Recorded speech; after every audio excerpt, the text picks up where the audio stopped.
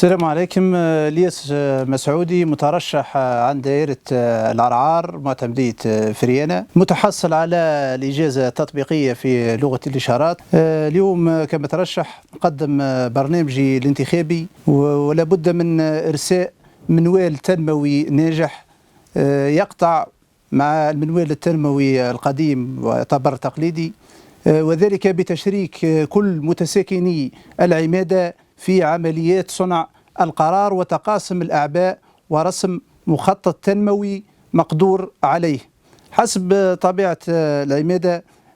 يعني لابد من تغيير جدي في منظومة المواد الفلاحية.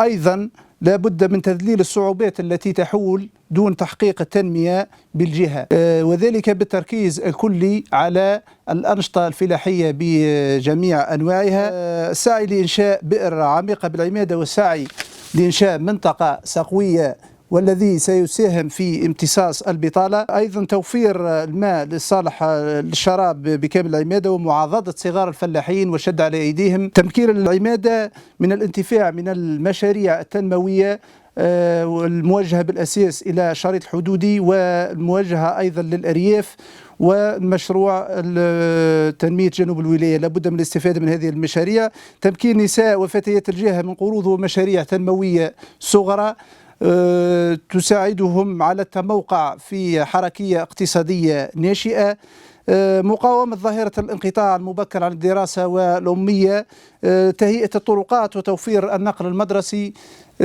بالنسبة فيما يخص الشباب وتصوراتي لما يمكن تقديمه للشباب، لابد من توفير فرص عمل تمكنهم من تحقيق مستوى معيشي لائق، وذلك بالاستثمار في شكل مجموعات، إرساء مشاريع مشتركة تتماشى طبيعة الجهة، تمكين الشباب من المشاركة في دورات تكوينية في المجال الفلاحي والحصول على قروض ميسرة وبدون تعقيدات إدارية، تشريك الشباب في صنع القرار، أيضا دفع الشباب إلى تركيز مشاريع خاصة بهم وتوفير أسباب النجاح من تمويل وتسويق وبنى تحتية وتمكينهم أيضا من الوصول إلى المعلومة.